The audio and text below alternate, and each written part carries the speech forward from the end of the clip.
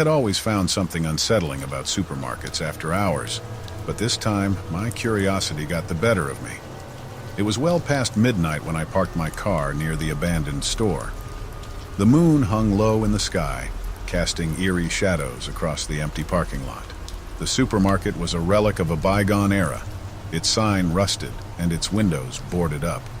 Rumors had circulated for years about strange occurrences inside after closing time, and I was determined to uncover the truth. Armed with a flashlight and a sense of unease, I pushed open the creaking front doors. Inside, the air was heavy with the musty scent of old cardboard and decaying groceries. My flashlight beam cut through the darkness, revealing rows of empty shelves and discarded shopping carts. It was the kind of silence that seemed to swallow any noise I made. As I ventured deeper into the supermarket, I noticed something odd. The shelves, which should have been bare, were now lined with products. Boxes of cereal, cans of soup, and bottles of ketchup stood in perfect rows. I couldn't fathom how these items had appeared here, as if by some ghostly hand. A soft, distant hum filled the air, growing louder with each step. I followed the sound to the back of the store, where I stumbled upon a dimly lit room. It was there that I found her. A young girl, no older than 10, stood in front of a flickering TV.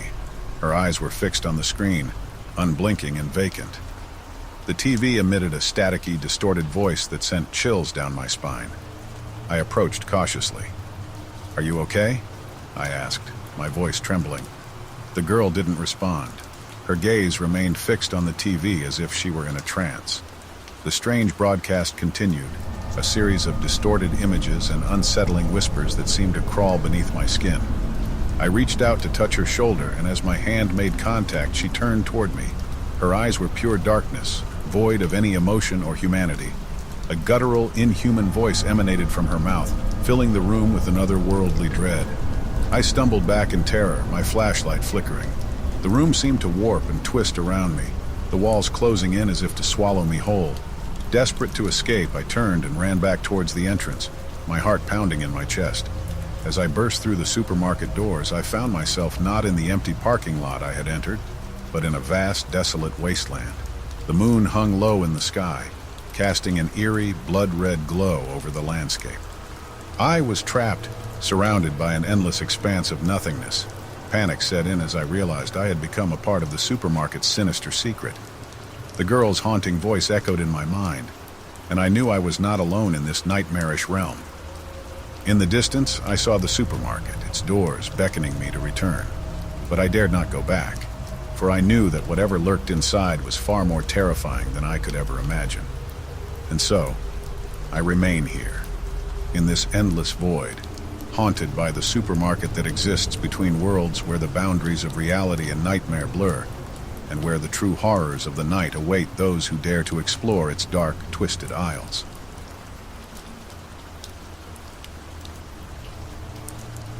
I never thought a routine trip to the supermarket would haunt my nightmares forever. It was a stormy night, the kind where the rain taps the windows like an impatient customer demanding to be let in. But I needed groceries, and the thought of an empty fridge was more unsettling than the storm outside. The supermarket, usually bustling with activity, was eerily empty. The flickering fluorescent lights cast unsettling shadows down the narrow aisles. Each step echoed, making me acutely aware of my solitude. I grabbed a cart, its wheels screeching in protest, and ventured deeper into the abyss of the store. As I turned into the canned goods aisle, I heard a faint whisper. My heart quickened, and I strained to listen. It was a woman's voice, distant and desperate, pleading for help. Panic seized me, and I followed the sound to the end of the aisle. There, in front of a towering wall of canned beans, I saw her. A woman, disheveled and soaked to the bone, was frantically clawing at the cans. Her eyes met mine, and they were wide with terror. Without hesitation, I rushed to help her. "What happened?" I asked, trying to soothe her trembling form. "They're coming," she stammered. "They're all coming." Before I could respond, a deafening crash echoed through the store. We both turned to see the store's metal doors swinging wildly. Shadows danced on the other side, moving with unnatural fluidity.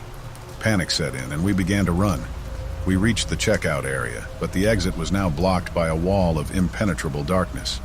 It seemed as if the storm outside had swallowed the world, leaving only the supermarket in its sinister grip. The woman and I weren't alone. Others had appeared in the checkout area, their faces etched with the same terror we felt. One by one, the flickering lights revealed their presence. The once empty supermarket was now filled with a motley crew of strangers. As we huddled together, the whispers grew louder. They were haunting, incoherent voices that seemed to emanate from the very walls of the store. The darkness outside continued to press against the windows, as if trying to force its way in. Then, it began.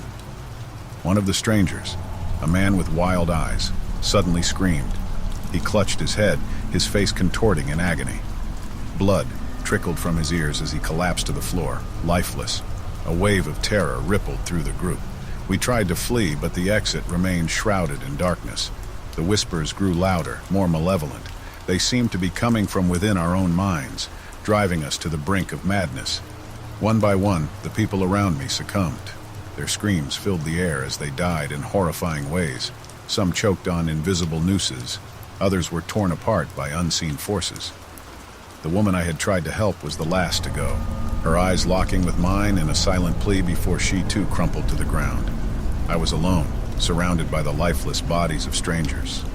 The whispers had stopped, and the darkness outside had receded. With trembling hands, I approached the exit, half expecting it to remain locked. To my surprise, the doors swung open easily, revealing the stormy night outside. I stumbled into the rain, gasping for breath. The supermarket had returned to normal, its shelves stocked and its lights steady. No one would believe my story. They would say it was a hallucination brought on by exhaustion or stress. But I knew the truth. Something malevolent had taken hold of that supermarket, something that hungered for fear and death. And I had narrowly escaped its grasp, forever haunted by the horror I had witnessed in the aisles of that accursed store.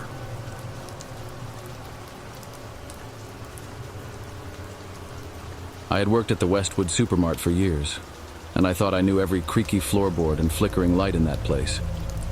But one winter evening, I encountered something that shattered my sense of familiarity. It was closing time, and I was alone, finishing up my shift. The store was nearly empty, with only a few straggling customers and the usual assortment of late-night employees. As I was restocking shelves in the frozen foods aisle, I heard it. A faint, chilling melody. At first, I dismissed it as a figment of my imagination, but as I continued working, the tune grew louder and more distinct. It was a song, one that sent shivers down my spine. The voice singing it was sweet, like an angel's, but there was something undeniably sinister beneath the surface. I followed the haunting melody, leaving my cart behind, and it led me to the stockroom at the back of the store. The room was dimly lit, and the shelves were filled with boxes of frozen goods. But what caught my eye was a figure standing in the corner. A woman dressed in a tattered, ice blue gown, her long hair cascading like frozen waterfalls, sang the eerie tune. Her back was turned to me, and she swayed gently with each haunting note. I couldn't see her face. "Excuse me," I stammered, my voice trembling. "Ma'am, the store is closing. You'll have to leave." The singing abruptly stopped, and the woman slowly turned to face me.